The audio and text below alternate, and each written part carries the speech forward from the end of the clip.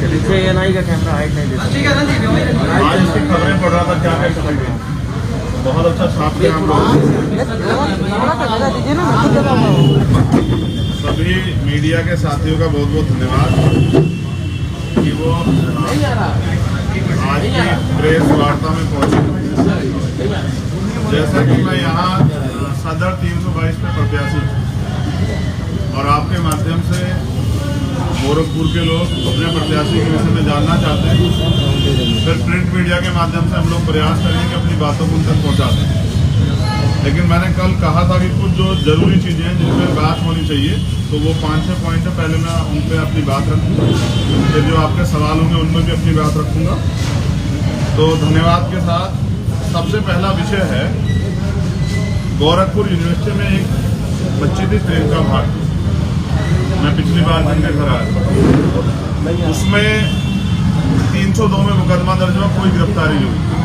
बताया जाता है कि जिन पे मुकदमा हुआ था, जो विभागाध्यक्ष थी दिव्या रानी जी, वो मुख्यमंत्री जी के करीबी, इसलिए उन पर कोई कार्रवाई नहीं। और अभी तो खबर है कि एफआईआर लगी है।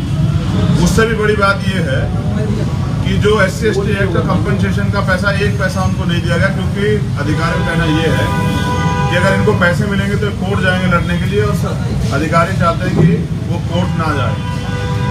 उससे भी अच्छी बात यह है, हमने सुना है कि यहाँ मुख्यमंत्री जी दरबार लगाते हैं। 4 बार वो परिवार गया, जब वो परिवार गया तो मुख्यमंत्री जी दरबार ही छोड़ के चले गए। इतना न्याय जो है उत्तर प्रदेश में और गोरखपुर में घर घर बढ़ रहा है। तो हमारी ये मांग है कि उस मामले की CBI जांच होनी चाहिए, क्योंकि जब तक पीड़ित परिवार संतुष्ट नहीं है तो न्याय नहीं हुआ। और मुझे विश्वास है कि मुख्यमंत्री जी दलितों का दर्द सुनेंगे, उस बेबस परिवार का दर्द सुनेंगे, भागने के बजाय फिर CBI जांच के आदेश देंगे। कई मामलों में हुआ तो न्याय जो है वो आसान हुआ है। दूसरी बात है, व्यक्तिगत कारणों से 5 साल में उत्तर प्रदेश में लगभग 123 लोगों पर रासुका लगी, उनमें से एक मैं भी हूँ, जिसका दोष ये था कि वो अपने समाज के हितों की लड़ाई लड़ रहे हैं। 123 में से कोर्ट ने 102 मामले खारिज कर दिए, क्योंकि वो कहीं ना कहीं राजनीतिक साजिश के थ्रू लगाए गए थे। 15 लोग सिर्फ अकेले गोरखपुर में, और वो 15 लोगों में से मैक्सिमम लोग हुए हैं जो मुख्यमंत्री के खिलाफ बोले। तो सत्ता का दुरुपयोग जो मुख्यमंत्री यहाँ बैठे कर रहे हैं, गोरखपुर का जो सच है वो जानना चाहिए पूरे उत्तर प्रदेश देश को कि यहाँ हिटलरशाही तानाशाही है। अगर मीडिया कोई साथी बोलता है तो उसको भी अपनी जान बचाने के लिए फंड लेनी पड़ती है। तो ये उत्तर प्रदेश में सामाजिक न्याय है। एक बहुत बड़ा मामला गोरखपुर BRD मेडिकल कॉलेज का, एक डॉक्टर है, डॉक्टर भगवान का रूप होते हैं, डॉक्टर कफील खान, और अपनी खामियां छिपाने के लिए उनको इतना प्रताड़ित किया गया, झूठे मुकदमे लगा के उनको जेल में रखा गया, और महाराष्ट्र से पकड़ के NSA उन पर लगाए गए। फिर कोर्ट ने कह दिया कि ये इनके ऊपर जो किया जा रहा है ये गलत, ये दोषी नहीं है। उन्होंने कोर्ट ने जो है उनको सारे आरोप खारिज कर दिए। उनकी 70 साल की एक माँ है, पुलिस समय समय पे उनको परेशान करती रहती है। और गोरखपुर में BRD मेडिकल कॉलेज का जो वो बच्चों का जो इतना बड़ा जो हादसा हुआ था, वो सिर्फ और सिर्फ सरकार की फेलियर था। उसको छिपाने के लिए मुख्यमंत्री जी ने बलि का बकरा मुसलमान होने के नाते, क्योंकि उत्तर प्रदेश में तो मुख्यमंत्री बात करते हैं SC/BC, मुसलमान होना भी अपराध, तो इसलिए कफील भाई को परेशानियां झेलनी पड़ रही है। लेकिन ये एक डॉक्टर के साथ होना ये इस बात का पैमाना है कि वो किसी भी कीमत पे अन्याय के खिलाफ जो आवाज उठेगी उसको दबा देना चाहते हैं। मुख्यमंत्री जी अपराध मुक्त की बात करते हैं, लेकिन गृह जनपद गोरखपुर में अगर कोई पर्यटन के लिए घूमने आए, जहाँ 2-3 हजार करोड़ रुपए लगा के जो पर्यटन के काम की बात चल रही है, तो यहाँ की पुलिस जो है वो होटल में घुस के कमरे में पीट के लोगों को मार देती है। और एक बड़ा उदाहरण मनीष गुप्ता जी का आपके सामने, ये है गोरखपुर की कानून व्यवस्था। एक और मामला आपकी जानकारी में, 18 दिन बाद 2 बच्चों का शव मिला, उनके परिवार के लोग कल जाम लगाए हुए थे। घटना खोलने के नाम पे पता नहीं किसे जेल भेज दिया है। परिवार संतुष्ट नहीं है, लेकिन क्योंकि हम आने वाले थे तो प्रयास करके उनको मैनेज कर रहे हैं। वो परिवार के अभी उनसे मिलेंगे, क्योंकि यहाँ अपराधियों को नहीं, कतली करनी फर्क होने के कारण अपराधियों को संरक्षण दिया जा रहा है, लेकिन लोगों की जान जा रही है। एक संजू देवी और महिला थी, अब ये कह रहे हैं कि ये राम राज्य है, वहीं उनकी गोली मार के हत्या की गई परसों रात। तो ये गोरखपुर।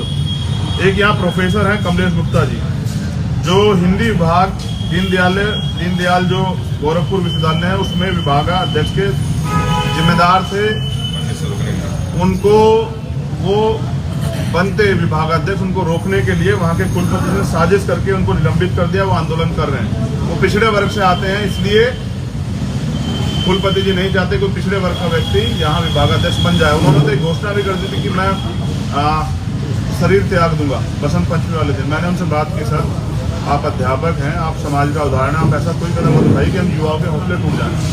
उन्होंने अपना प्रण वापस लिया, लेकिन वो आंदोलन कर रहे हैं। तो ये गोरखपुर का विश्वास है। इस विश्वास के बाद मुख्यमंत्री करते हैं कि यहाँ जनता बड़ा विश्वास है। 2018 में गोरखपुर विश्वविद्यालय में असिस्टेंट प्रोफेसरों की भर्ती हुई थी, और गजब की बात यह है कि मुख्यमंत्री ने सब जाति के बड़े पैमाने पर लोग वहां स्थापित करा दिए। एक लिस्ट है पूरी, और मीडिया के साथियों से पता लगा कि जो लिस्ट 2 दिन पहले रिलीज हो गई थी कि भाई ये लिस्ट हो सकती है संभावित, वही लिस्ट वहां जाति पैमाने पे थी। मुख्यमंत्री जी कहते हैं दलितों के हितैषी हैं, उनके घर खाना खाने जाते हैं, लेकिन प्रमोशन में रिजर्वेशन का इतना इंपॉर्टेंट मामला 3 साल से उनके डस्टबिन में पड़ा हुआ है, अब तक उन्होंने उस पर कोई कार्रवाई नहीं की। ये है बीजेपी और उत्तर प्रदेश के मुख्यमंत्री, जबकि सुप्रीम कोर्ट का ऑर्डर है कि आप सरकार चाहे तो आंकड़े जुटा दे सकती है, वो देना नहीं चाहते। इससे क्या होगा, एक तो प्रमोशन रिजर्व होगा तो दलितों को सशक्तिकरण मिलेगा, दूसरा बैकलॉग आएगा तो नई नियुक्तियां होगी। तो ये भी मुख्यमंत्री नहीं कर पा रहे। 29 शिक्षक भर्ती का मामला आप जानते हैं, और मैं पूरी जिम्मेदारी से कह रहा हूँ मुख्यमंत्री इसके बाद चाहे मेरे ऊपर मुकदमा करा दें। 69,000 शिक्षक भर्ती में घोटाला हुआ था, मुख्यमंत्री जी ने एक्सेप्ट किया, 6800 वैकेंसी रिलीज की, कोर्ट ने भी कह दिया को मिलना चाहिए, लेकिन घोटाला करने वाले की जगह जेल में होनी चाहिए, नहीं होनी चाहिए। उन पे 420 का मुकदमा दर्ज होता, लेकिन करे कौन? पुलिस प्रशासन तो नतमस्तक है। तो जिस मुख्यमंत्री को, जैसे ओम प्रकाश चौटाला जेल रहते, जिस मुख्यमंत्री को जेल जाना चाहिए था, वो लोगों कह रहे हैं कि सरकार गर्मी ठंडी कर देंगे, शिमला बना देंगे। ये असंवैधानिक भाषा ना किसी संत की हो सकती, ना ही मुख्यमंत्री की। तो मैं तो चाहता हूं कि जितना जल्दी सरकार बदलेगी तो हम मुख्यमंत्री जी पे 69 शिक्षक भर्ती में जो पिछड़े दलितों का हक छीना 20,000 पदों का, घोटाले में जांच करवा के मुकदमा दर्ज करवा के मुख्यमंत्री जी को जेल भेजेंगे। मुख्यमंत्री जी सुन लें। और अब मैं चंद्रशेखर आजाद, सहारनपुर उत्तर प्रदेश का रहने वाला, मुख्यमंत्री जी से नजदीक, वो उत्तराखंड के, मैं उत्तर प्रदेश का।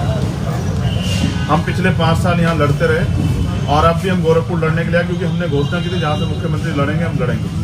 मुख्यमंत्री जी पहले अयोध्या कहते रहे, फिर मथुरा, और उसके बाद रिवर्स गैप लगाया। मैंने पहली बार देखा कि रिवर्स भी 4th गियर होता है, सीधे अयोध्या। और अयोध्या में भी बड़ा खेल किया परिसीमन में। जो माइनॉरिटी का वोट, जो मन बनाया बैठा था कि मुख्यमंत्री को सबक सिखाना, जिन्होंने अन्याय कहा है, उस वोट को डिवाइड कर दिया दूसरी विधानसभा में। इस परिसीमन पे भी दोबारा बड़ा काम होगा। जैसे गोरखपुर की जनता ने TN सिंह जी को सबक सिखाया 1971 में, जैसे गोरखपुर की जनता ने उपचुनाव में इनको सबक सिखाया, ऐसे ही इस बार के विधानसभा चुनाव में भी गोरखपुर की जनता मुख्यमंत्री जी को सबक सिखा के बताएगी कि ना तो गोरखपुर की जनता गुलाम है, वो लड़ने वाले को पसंद करते हैं, ना ही मुख्यमंत्री जी यहाँ के तानाशाह हैं, हिटलर है, ना ही मालिक।